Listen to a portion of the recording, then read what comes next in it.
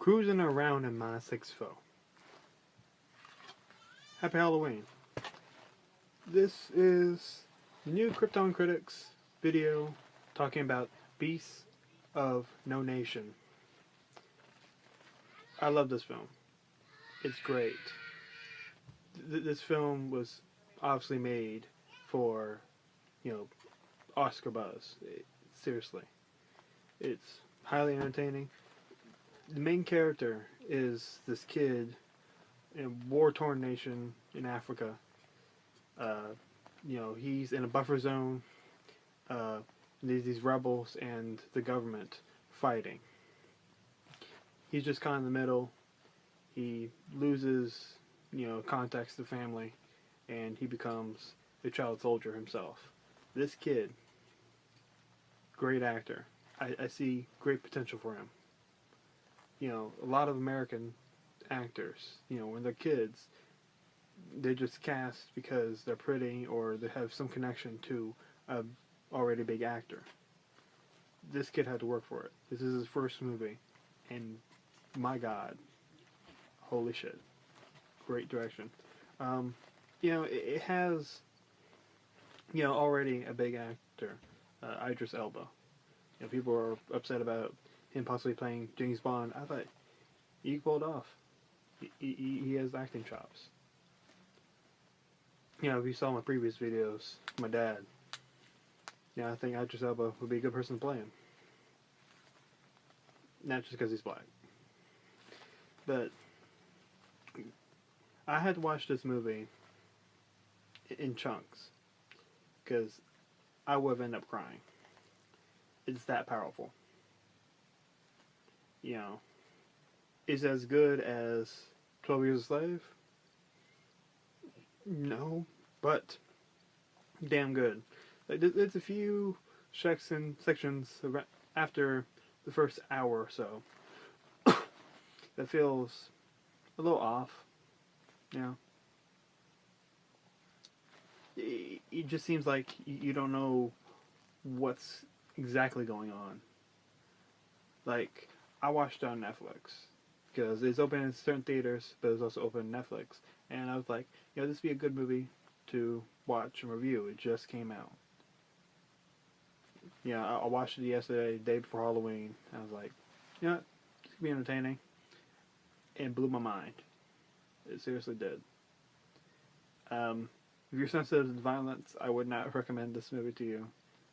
But if you're interested in cultures that don't get enough light in America, it's a good one. Like, there's a lot of nations in Africa that don't get their due in history books in America. It's really, really sad. I mean, there's a lot to talk about. Like, I talk to a lot of kids, and I teach them a lot of things. Like, I'm not actually a teacher, I'm a student. But I like to tell them things that they may not know, especially about history. I'm a huge history buff. And I found several kids that had not heard about the Rwandan genocide. I feel like that's something we need to tell kids about. Not for it to happen again, but to prevent it.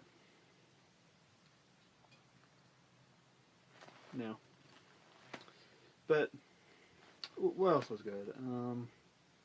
I already see you judging me now. Think this Negro has to think. Yeah, something that we can do.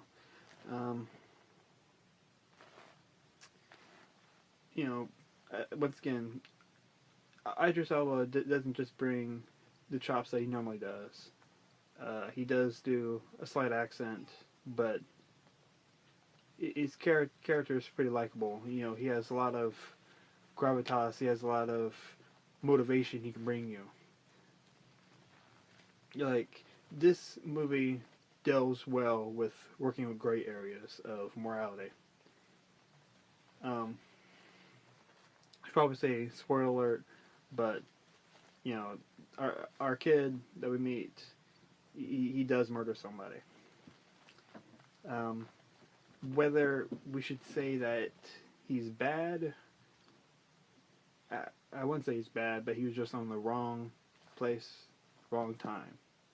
He was contract for the government, and he was a rebel. He was a rebel, and he was told to attack him, and he did. That scene is powerful to watch.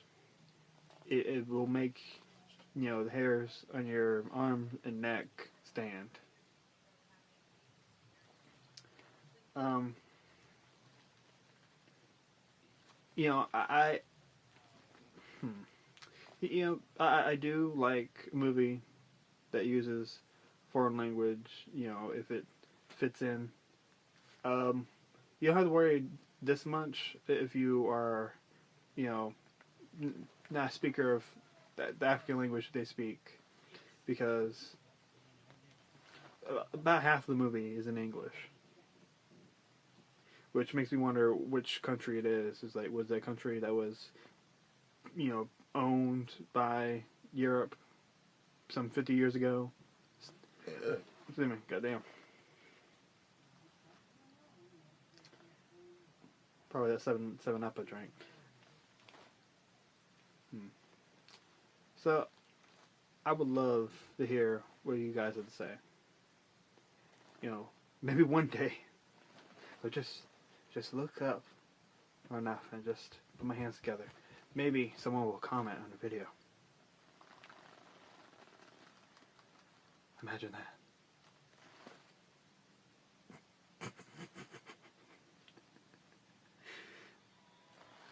Oh, if you didn't guess who I was dressed as Eazy motherfucking E. He was a rapper back in the 80s, 90s. He's no longer with us, unfortunately. He died 2 decades ago.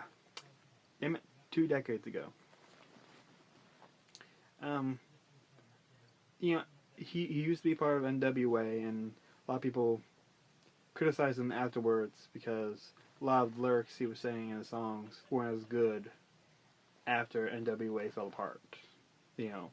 But fell apart. Back in the day, he still had DJ Yella and MC Ren on his side, but Ice Cube and Dr. Dre were no longer part of it. You probably heard Dr. Dre's name recently because he sold Dr. Dre beats to Apple. I can't blame him. They gave him a lot of money. Jesus. This Negro can probably buy Compton if he wanted to. I know he's not a billionaire right this second, but he's pretty close. I like how it didn't get to his head too. He still makes good music. He's in some ways he's like a protege to Kendrick Lamar, and Kendrick Lamar, in my opinion, is one of the best rappers of the past 5 years, hands down. So we, on behalf of my dad, I'm not sure exactly what he would say. He'd not seen the movie, as far as I know. I tried seeing him, but he wanted to go back where he lives, which is in the Quantico area, and I live down here, Norfolk. On his behalf, I would say, we love you. Damn, I didn't say y'all. I should have said y'all. Whatever. But we love you, and have a great day. Be open for next critic to come along. We may have a guest critic show up, so look out. Peace.